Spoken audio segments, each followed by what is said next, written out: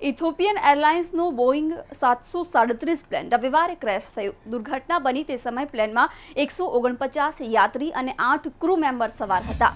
Plane ઇથોપિયાની રાજધાની અદિસ અબાબથી કેન્યાના Nairobi જઈ રહ્યું હતું.